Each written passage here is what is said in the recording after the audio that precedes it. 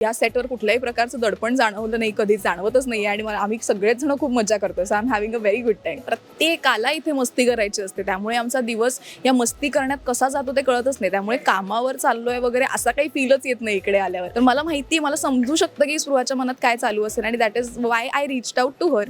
आणि मी तिला फार प्रेमाने मेसेज केला की मला माहिती आहे की सर्वप्रथम हे तुझं बाळ आहे, मी त्याचं फक्त संगोपन करण्याचा प्रयत्न करणार आहे. शारद सुंदर चंदेरी राती स्वप्नांचा झुलत झुला, थंड या हवेत घेऊन कवेत सासणा झुलव मला. हॅलो, मी अदिती इट्स मज्जामध्ये तुम्हा सगळ्यांचं स्वागत. सूर नवा ध्यास नवा या सेटवर मी आली आहे आणि या सुरांच्या दुनियेत मी आली आहे आणि या शोची नवीन अँकर म्हणजेच तुम्हा सगळ्यांची लाडकी रसिका सुनील माझ्यासोबत आहे. कशी आहेस? मस्त, छान, ऑल गुड. बरं रसिका, गाणं प्रीमियरचं तर चांगलंच झालेलं आहे, धमाकेदार एंट्री झाली आहे तुझी. तर त्याआधी पहिल्यांदा त्याचं काय सांगशील, प्रीमियर्सबद्दल काय सांगशील? अगं नाही, खूप खूप मजा आली ॲक्च्युली प्रीमियरला. आणि मला अँकरिंगसाठी पण खूप छान फीडबॅक मिळाला लोकांचा की खूप छान झालं आहे. Very positive comments from everywhere. आणि त्या पलीकडे जो परफॉर्मन्स होता तो माझ्यासाठी फारच स्पेशल होता, कारण की मिथिलेश दादांनी त्याचं रिप्राईज व्हर्जन तयार केलं होतं. अवधूत दादाचं ते गाणं होतं. सो मला फार फार फार जास्त मजा आली ते परफॉर्म करताना, कारण की ह्या सगळ्यांसोबत मी फार लहान असताना काम केलं आहे आणि them doing just a song for me आणि making me the star of the performance that time. तर तेव्हा मला फारच ते स्पेशल वाटली ती गोष्ट. खूप वर्षांचं माझं एक स्वप्न पूर्ण झाल्यासारखं मला वाटलं. त्यामुळे खूप मजा येते. आणि अपार्ट फ्रॉम दॅट अँकरिंग करायला पण फारच जास्त मजा येते. मला या सेटवर कुठल्याही प्रकारचं दडपण जाणवलं नाही, कधी जाणवतच नाही आणि आम्ही सगळेच जण खूप मजा करतो. So I am having a very good time. बरं, जेव्हा शनाया म्हणून हे पात्र साकारत होती रसिका, तेव्हा सगळ्यांच्याच मनावर राज्य केलं होतं आणि पुन्हा एकदा ती रसिका म्हणून सगळ्यांच्याच मनावर राज्य करणार आहे. तर एक रसिका म्हणून तू आता इथे दिसणार आहेस या स्टेजवर. परफॉर्मसुद्धा अधेमध्ये तुझा परफॉर्मन्स असेल आणि आम्हाला तो पाहायला देखील आवडेल. या रसिका म्हणून इथे काम करताना कसं वाटतंय तुला?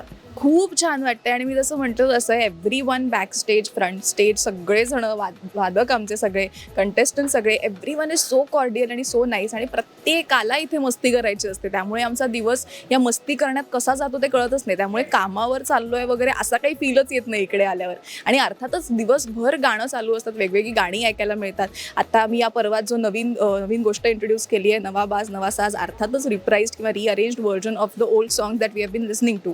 तर ते जे काही एक रिप्राईज व्हर्जन ऐकायला मिळतं कधी कधी, कारण मला सगळ्याच सगळ्या कंटेस्टंटचे आमच्या टेक्निकल्स ऐकायला मिळत नाहीत. त्यामुळे मी पहिल्यांदा त्या दिवशीच ऐकत असते ते की काय रिप्राईज व्हर्जन केलं आहे. आणि काही गोष्टी इतक्या सुंदर प्रेझेंट होतात की ते ऐकायला मलाच फार जास्त मजा येते आणि मग मी त्या एक्साइटमेंटनेच पुढे येते. त्यामुळे दिवसभर एक छान गाणं चालू असल्यामुळे ना कोणीच कंटाळत नाही, सगळे असे छान मस्त एनर्जेटिक असतात. बरं, तू मगाशी म्हणालीस की लहानपणी तू या सेटवर आली होतीस, तर लहानपणाच्या नंतर आत्ता एका गॅपने तू इथे येतेस, तर कसं वाटतं आणि माहोल कसा आहे? नाही, लहानपणी नव्हते आले मी या सेटवर. लहानपणी मी अवधूत सरांना भेटले होते काही वर्षांपूर्वी, like in my 9th grade or what ever. आणि त्यानंतर ह्या सगळ्यांसोबत, त्याच्या वादकांसोबत म्हणा, कुठल्या तरी कार्यक्रमांमध्ये काम केलं आहे. अगदी 11वी 12वीत असताना मिथिलेश दादांसोबत काही गोष्टींमध्ये काम केलं आहे. तर असे मला हे सगळेच लोक खूप जवळचे आहेत, माहिती आहेत. त्यामुळे मला असं वाटतंय की मी खूपच म्हणजे घरीच आले आहे परत माझ्या. तर मला सगळी फार एलियन वाटत नाही इकडे. तर सो मलाच नाही वाटत म्हणजे आता सूर नवा ध्यास नवाच्या मंचावर नव्याने आली आहे आणि काहीतरी नवीनच माणसं आहेत असं मला कधीच फिलिंग नाही आलं या स्टेजवर. एक फॅमिलियर तू इथे आता झालेलीच आहेस, म्हणजे आधीपासूनच होतीस. पण सूर नवा ध्यास नवा शो म्हटलं की स्पृहाताईचं नाव आधी यायचं. पण त्याच्याहूनही म्हणजे स्पृहाताईची छाप आहेच, पण आता तू पण तिच्यावरची म्हणजे छाप तू पाडणारच आहेस, प्रेक्षकांना तू नाराज करणारच नाहीयेस. तर मग ते थोडं दडपण आलं होतं का, की काय सांगशील? नाही, ऑनेस्टली मी खरं सांगू, मला सुरुवातीला कोणी विचारल्याशिवाय माझ्या डोक्यात विचारही आला नव्हता की असं काहीतरी कंपॅरिझन होऊ शकेल किंवा काय वॉट एव्हर, असं खरंच डोक्यात आलं नव्हतं. जेव्हा पोस्ट पडायला लागल्या आणि त्याच्यावरच्या कमेंट्स मी वाचल्या, मला असं झालं, हो यार, हे असोसिएशन आपल्याला लक्षात आलं नाही, आपल्या डोक्यातच आली नाही ही गोष्ट. आणि मला असं झालं की I have been in the same shoes that I was doing a character. माझ्या नंतर कोणीतरी ते कॅरेक्टर केलं, तर मला माहिती आहे की हे फील कसं होतं की जेव्हा तुम्ही एक निर्माण केलेलं बाळ तुम्ही एखाद्याच्या हातात सोपवता आणि आता बाबा तू याची काळजी घे. तर मला माहिती आहे, मला समजू शकतं की स्पृहाच्या मनात काय चालू असेल आणि that is why I reached out to her. आणि मी तिला फार प्रेमाने मेसेज केला की मला माहिती आहे की सर्वप्रथम हे तुझं बाळ आहे, मी त्याचं फक्त संगोपन करण्याचा प्रयत्न करणार आहे. I am just gonna build on something that you have build. Before. आणि तिचाही फार गोड रिप्लाय आला आहे मला. She is like this very kind of you आणि तुला काहीही मदत लागली तर मला सांग. So it was a very nice and healthy exchange. जे मला असं वाटतं की आजच्या कलाकारांमध्ये फारच छानरित्या होत असतं. मला असं वाटतं प्रेक्षकांनी फार त्या गोष्टीचं टेन्शन घेऊ नये. आम्ही आमच्या परीने तुम्हाला एंटरटेन करण्याचाच मनापासून खूप प्रयत्न करत असतो. त्यामुळे माझंही तेच चाललंय आता. बरं, अभिनेत्री म्हणून तू छाप पाडतेच आहेस, त्याचबरोबर तू खूप छान डान्स देखील करतेस, गातेस देखील. तर मग आत्ता मला माहिती आहे की रसिका आमचं मन जिंकणारच आहे. तर मग तरीही स्पृहाताईकडून एखादी गोष्ट तू शिकली असेल किंवा शिकायला मिळाली असेल, अशी कोणती गोष्ट आहे? स्पृहाला मी ॲक्च्युली जेव्हा पहिल्यांदा भेटले होते तेव्हा असंच एका कुठल्या तरी शोमध्ये बॅकिंग वोकल्स म्हणून मी गेले होते तिकडे. आणि स्पृहा वॉज सपोज टू अँकर दॅट शो. कमलेश दादा आणि Kamlesh Bhadkamkar was suppose to arrange the entire thing. तर त्यामुळे मी तिथे गेलो. तर स्पृहा आली, मग ती सगळ्या वादकांना भेटली, बाकी सिंगर्सना भेटली. आणि असं कधी कधी व्हायचं की बॅकिंग वोकल्सला भेटलो किंवा सगळ्यांना एकत्र एक हाय केला आणि डन, असं अशा पद्धतीचं व्हायचं आम्हाला. बिकॉज अ टीम म्हणून आमच्याकडे बघितलं जायचं. तर पण ती आली, ती इंडिव्हिज्युअली प्रत्येकाला भेटली. She shook hands with everyone. आणि I was in awe of that demeanour की म्हटलं हे किती छान आहे, हे एवढं छान असं प्रसन्न यायचं आणि छान सगळ्यांना भेटायचं. तर मला असं वाटतं की this is something that I have seen her doing आणि मी फार इम्प्रेस झाले होते. So this is something that I follow till date. आणि हे मी तिलाही सांगितलं आहे फार मनापासून. आणि मला कधीची इच्छा होती खरं तिच्याशी हे बोलायची, पण अगदी इन पर्सन मला तिच्याशी बोलायची कधी संधीच नाही मिळाली. पण मग या सूरनवाच्या निमित्ताने I reached out to her and we had a really good chat about this.